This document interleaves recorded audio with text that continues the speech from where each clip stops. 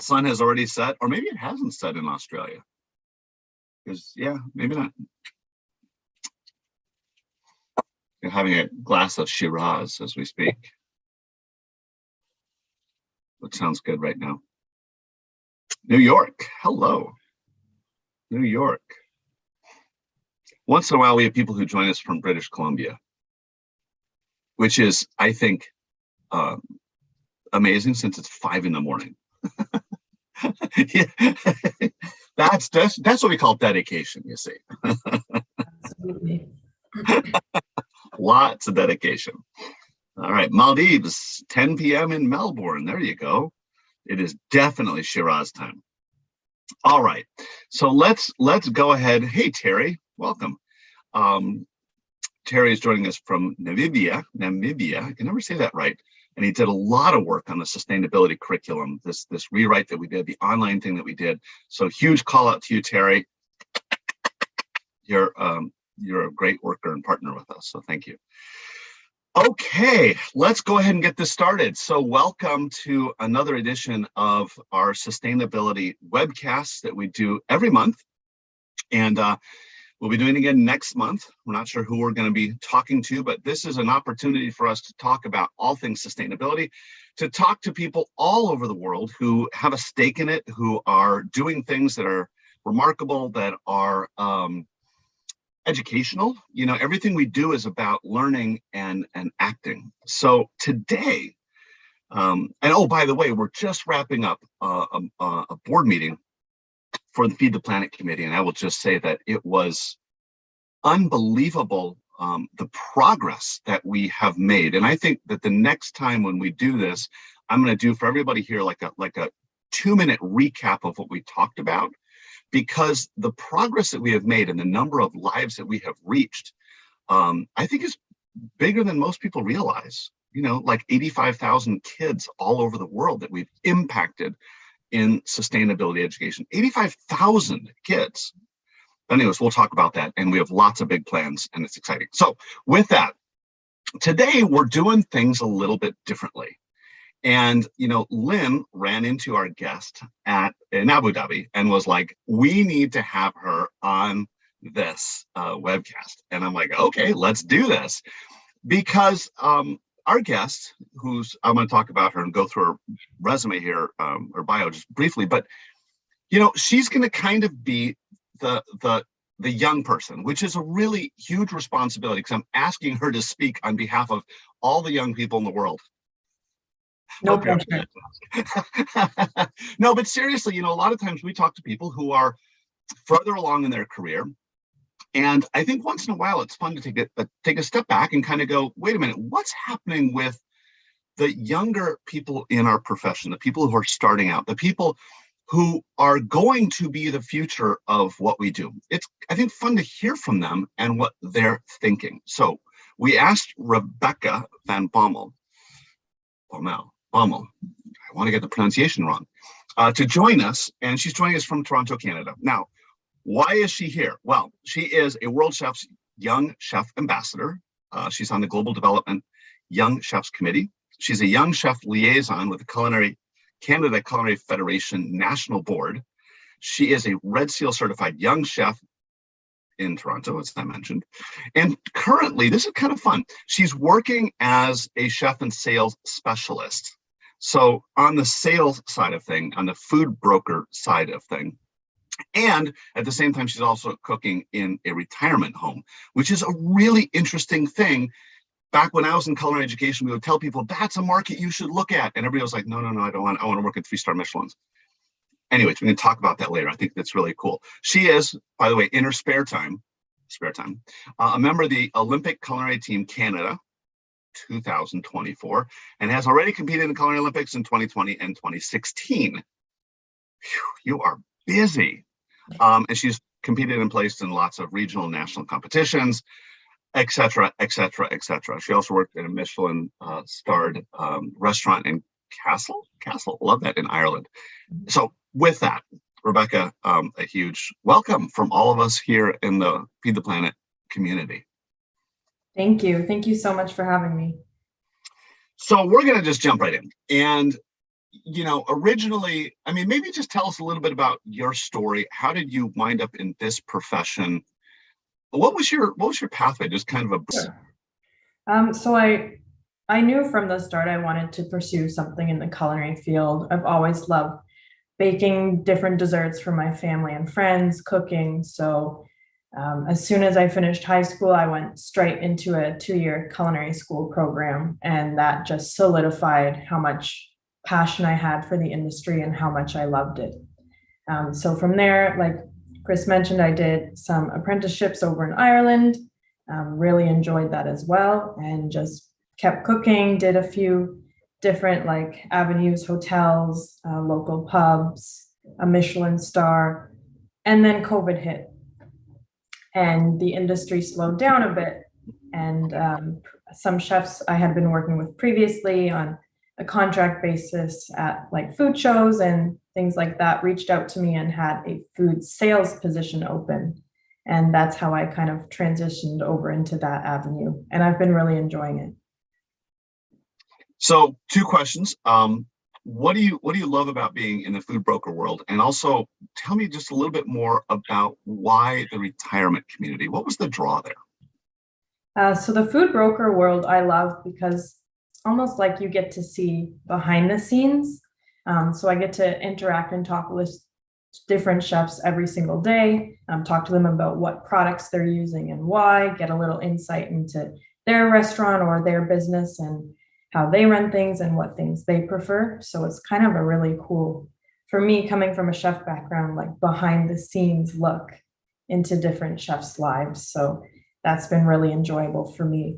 And retirement, honestly, that opportunity also presented itself during COVID. A lot of restaurants were not operating, they were closed, especially here in Toronto. We had some very strict lockdown periods where restaurants were not allowed to open.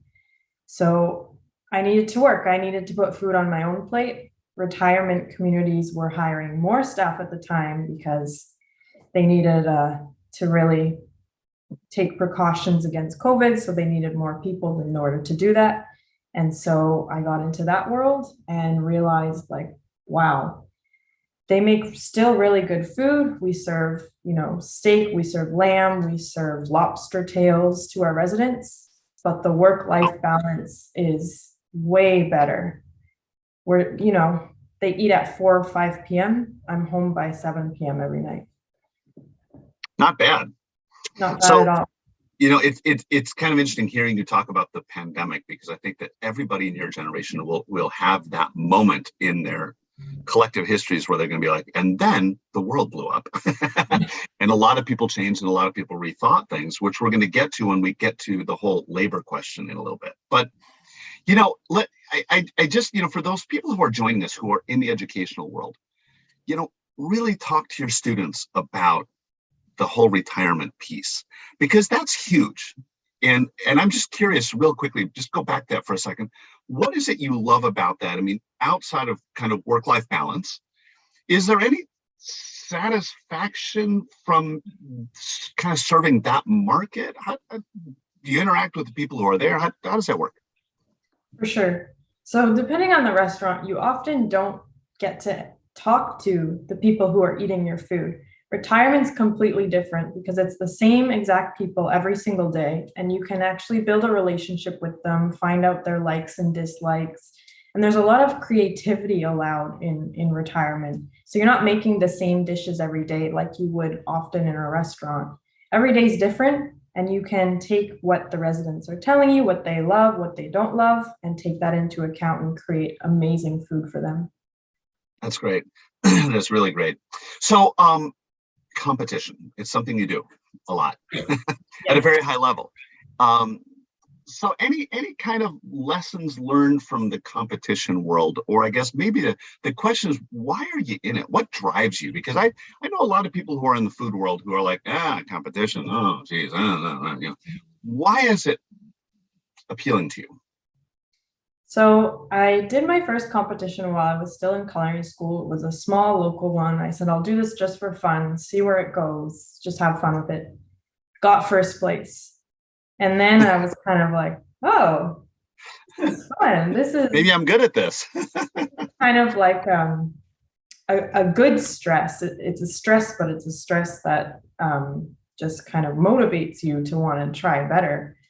And so, segueing from that competition, eventually I was invited to compete at the Culinary Olympics in a regional team. And that was probably the most stressful summer of my life, the practicing and preparing. And I said, I will never do this again. This is not worth it. But then we got to the ICA, and just to see all the other chef competitors and just how big it is, and how proud you feel and how it makes you feel. And now I'm on my third culinary Olympic team, and I don't think I'll Important, stop anytime soon. important life lesson there. Never say never. Exactly. So let's jump into the whole world of sustainability. That's kind of why people meet here. And one of the things that I wanted to discuss with you is, where are our young people in this equation? We spend a lot of time talking with chefs and experts, but let's take it back to somebody like you who's still younger in your career. You obviously talk to lots of other young, people in this profession. And by the way, every time I say young, I feel like I'm old. But anyways, I'm officially, for everybody on this, I am not old. Anyways, what are you thinking about when you hear the word sustainability, and maybe sustainability as it pertains to food service? Sure. So I think young chefs especially are extremely aware about sustainability in the industry and in their careers this day. I know it was something we definitely talked about when I was in culinary school, and how important it is to prevent food waste. Food waste is a huge part of it. And I think young chefs, for the most part, are very much aware and try to do their best about that. Another big factor is like plastic waste, which again resurfaced a lot with the pandemic because there was a lot of single-use plastics and stuff that were necessary at the time. But yeah, young chefs, they're definitely aware of it, and know that in order to have a bright future, it's something that they need to be mindful of on a daily basis. The issue with young chefs is sometimes they don't have the support in their jobs to be able to do those types of things. So that was sort of my follow-up question is, are they empowered? Because I can see, and maybe you were alluding to this, that you learn about it in culinary school. It's a world you're growing up in. I didn't grow up in a world of sustainability. Wasn't a thing. And then you go to work, and maybe the practices they're seeing in the real world restaurants are not the same as what they would like to see. Are they empowered to make that change? How does that go? I would say it largely depends on what type of restaurant they're in. For example, I've worked in a small local pub that got a lot of their ingredients from local farmers, and we really used everything we could. We'd use carrot tops to make pesto, and if we were to get fresh meat in, we'd use every part of the animal. But then on the other hand, you have things like fine dining and Michelin star, where they'll make a square pan of something and cut out circles, and then you have all this waste. Or they'll only pick the most perfect looking carrots to put on the plate because, of course, we eat with our eyes first, and that's important for that level of dining. So I think it really depends where they're working. Like young chefs in a smaller independent would definitely feel more empowered than, say, a Michelin star restaurant, where there's that level, that standard of food that they have to keep up, and it's so much harder to do that sustainably. And what would your advice be to a young person who wants to do things sustainably, goes to work at a place where that's not really quite happening? What should they do? Should they kind of be quiet and yes, chef? Should they, what would your advice be to them? I would say if you start with a small change, because even the small things make a difference. So you're not going to change the chef's mindset overnight and suddenly everything's going to be sustainable. But if there's, one little thing one little practice in the restaurant you could suggest a more sustainable alternative to, start with that. And that might open the doors for, future conversations, and the chef might get the chef thinking as well, oh, well, what else could I do? That was an easy change that didn't affect the quality of my food at all. What else could I do to be more sustainable? That's really great. Yeah, I love that. Little steps to get going. Yeah. Exactly. Um, let's so is sustainability something that is top of mind with younger people? I mean, if they're looking at a place to work, is that something they're putting into their kind of thought process? Like, do I want to work there? Are they sustainable or not? I mean, how important is it to them, to you? Again, it's hard to speak on behalf of all young chefs, but I would say sustainability isn't necessarily top. It's definitely cuisine style and food and skill. But there is really a niche in restaurants that are kind of nose to tail or farm to table, or in that sense, a lot of young chefs, look for those types of establishments and want to work there. And those are more sustainable establishments just naturally. Yeah. So I don't think they go in looking for sustainable businesses, but they might go looking for something that operates in that sense, where they're very mindful of using, local fresh ingredients and using every part of the ingredient. So how about competition, right? You're doing competition at like the highest level, and I've heard all manner of very non-sustainable actions at that level of competition. What do you say about that? Competitions it's definitely very hard to keep it sustainable, especially with the number of practice runs you have to go through to get to the competition. But I know even in the rules and the judging, they're becoming a lot more mindful of that. So in the past, where you might have used plastic tasting spoons, now the standard is kind of to use wood or bamboo, something compostable. Same with sorting waste. They really focus on that. So if you have trim from vegetables that you could use in a soup or use in another dish, save that, set it aside, put that to use. And yeah, it's a big focus, but it's hard to do. And another thing we try to do on our team is, one of our competitions, it's cooking for 110 people. So if we're going to do a practice run, we want to find either 110 people we can feed so that food is not going to waste, or somewhere we can donate the food. Yeah, I love that. I remember being in Sweden a number of years ago and eating a practice run of the Swedish team. Yeah, never waste food. Yeah. So let me ask you, world chefs Feed the Planet, we now have this curriculum that is, as of yesterday now, 100% done online, and completely, digital in the virtual world. So anybody anywhere can do this on their own time, earn the badge, and it's completely free. How many people do you think, younger chefs growing up know about this?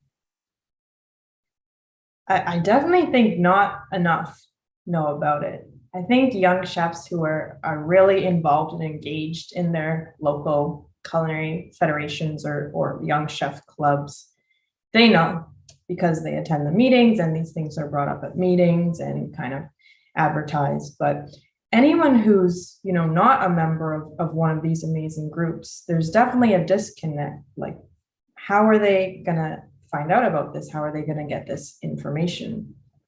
And I wish more people knew about it and took advantage of it, because it's really some great resources and free. And free. So a message to everybody who's listening today, please let people know. I mean, there is no downside to this. Like, I would love it if somebody said, hey, all my cooks in my restaurant, my hotel, you all need to do this over the next 6 months.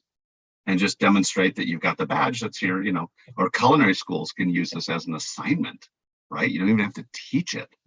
But please, please, please think about that, because we have to do that.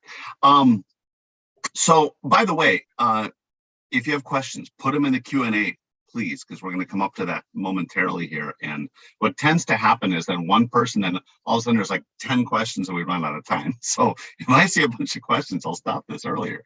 So really interesting about sustainability, because what we're hearing pretty much across the board is that, younger people, again, these are, generalizations, but it's a thing that's much more top of mind than it is maybe for some of us who are a little older. And I think, and tell me if you agree with this, but you will be inheriting the world that we have maybe kind of messed up. And I think that for some people, that's something that, young people say, hey, wait a minute, this is not fair. Do people talk like that? For sure. For sure. Yeah, they definitely do. And young people are very, aware of it and trying to change, but they're also trying to convince, other generations, hey, can you please do some changes as well? Because we are inheriting the actions you've done in your life are going to fall onto us. Absolutely. By the way, there's some really cool discussions going on in the chat, just FYI for everybody.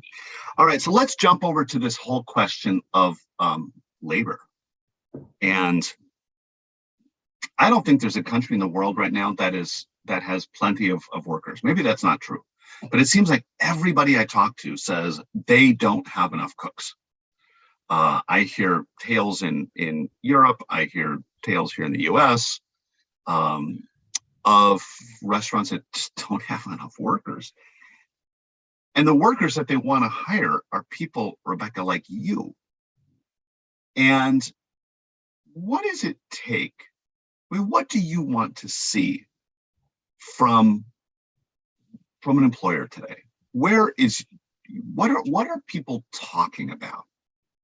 What's top of your mind? Because I think it's really important, especially for everybody who's listening, who's on the hiring side of this, to hear what you have to say. Right. So I touched on this a little bit at Congress in Abu Dhabi as well, but young people were kind of driven by low risk, high reward. And going back to the pandemic as well, when a lot of chefs didn't have work because restaurants were closed, it gave them a chance to breathe. And a lot of them realized, why am I doing this to myself? Why am I working crazy long hours, no days off, really tough work environments, stressful work environments, no breaks? Like, why, when I could have better work-life balance? And so I think the pandemic really brought to focus the working conditions that are typical of our industry. And I'm not saying everywhere is like that, but it's kind of classically how it's been. Like, for example, retirement communities, it's a much better working conditions. And so they don't struggle as much for workers from what I've heard. But yeah, there's a big lack of workers because young chefs have realized, I don't want this life anymore. And unless you can give me a more balanced schedule, some benefits, health benefits or otherwise, and better pay, I'm going to go to another industry. Yeah, I think it was in Abu Dhabi at the World Chefs Congress that you were asked on stage if we as world chefs and we as the food service community are doing enough to support young people as they grow into this profession. And I think your answer was a little head turning. So what was your answer, just for those who weren't there? It was a resounding no. But yeah, I think I just focus on what young chefs are looking for. And I hate to say it this way, but money is a huge driver, because at the end of the day, if you can't put food on your own plate, why are you going to spend your time putting food on other people's plates? So I think there are a lot of supports in place, like from world chefs and from organizations, but when it comes to the actual work side of things, the typical environment, especially in restaurants in the culinary industry, it's not supportive of young chefs. Very interesting. And I think that that is one of the challenges about how do we attract people into this industry? Because I think very much what you said, and that is during the pandemic, a lot of people said, they got that moment when the world stopped, and it was this moment of reassessing things. And you're like, wait a minute, why am I doing this? And I think that there does need to be some middle ground. I think there needs to be some way to give people a profession that we all love, right? Food motivates and drives us, but at the same time, also give them a life. And I think that's what you're saying, right? Exactly. So I have a question here that was asked. Do you think educating young chefs about reusing the trimmings in creative ways will motivate them towards sustainable practices? Thoughts? It's a really, really interesting question. And I think absolutely. I think a lot of not even chefs, but people cooking at home throw things away because they just don't know what to do with it, right? Mm-hmm. They get carrots, they cut the tops off and throw the tops away. Like, what good is this for?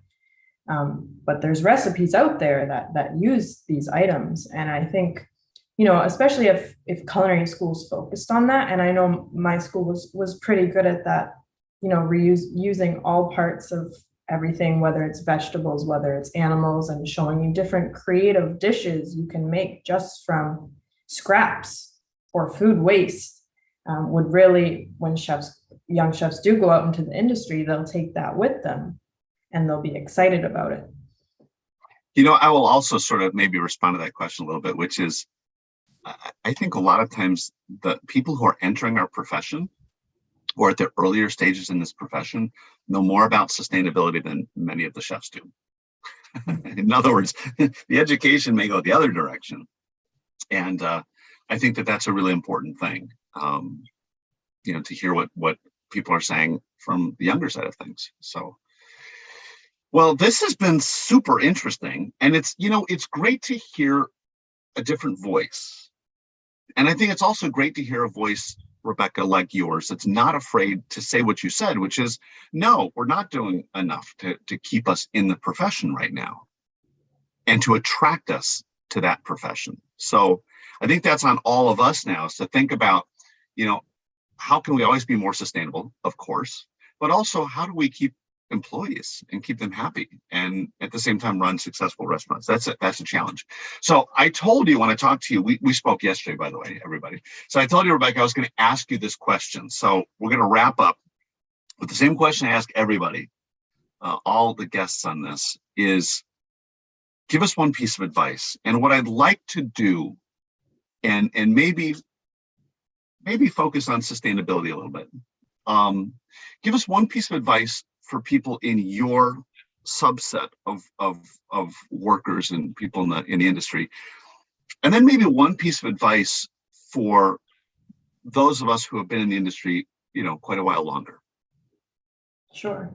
So the piece of advice I have for young chefs, I'm actually borrowing it from one of my instructors in culinary school who told me this, and it really hit home, and it really enhanced my experience as a young chef. And that would be, take advantage of every opportunity that comes your way.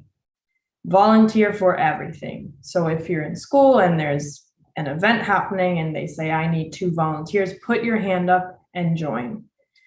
If they're having an amazing guest speaker, but it's on a Saturday and you have to give up your Saturday afternoon, go to that guest speaker. It's going to really enhance your experience and enhance your education, because you can go to culinary school and pass all the courses and get the diploma. But if you haven't gone above and beyond and done all the extras and joined competitions, you're not getting the same experience as someone who has. And that would include things like go online, go on World Chefs, take part in these webinars, take part in these free courses, especially the sustainability ones, because that's where the future's going, and do all these extra things. And you will have so much more knowledge and so many more tools to empower you going out into the workforce. All right, piece of advice for those people like me. All right. So for this generation of chefs, I would say listen to the young chefs because, while more chefs more accomplished, of course, they have a world of experience. They've been here, they've been there, they've done this and that in many competitions and cooked in many different places and have tons of knowledge and experience from that. But still keep in mind to listen to the younger generation, people who aren't so established, people just starting out, because they also have very valuable ideas and valuable knowledge themselves and can still teach you things that you may not have even thought of. And sustainability would be a huge one of that, because it's something we think about a lot more and we grew up with and know more about, that we could teach to you. So ask the questions, what can you teach me? Yeah. What a wonderful way to think about that. Especially as those of us who have been in this field for a long time. I think one of the things that makes a really great chef is always ready to learn, and ready to learn from multiple sources, even from your employees, who many times have ideas that are, refreshing. So anyways, well, listen, Rebecca, thank you so much for joining us today. This was a lot of fun. You got to come back and tell everybody in Canada to join this next time. But seriously, this was a lot of fun. And to everybody who took time out of your busy schedules to be with us today, thank you.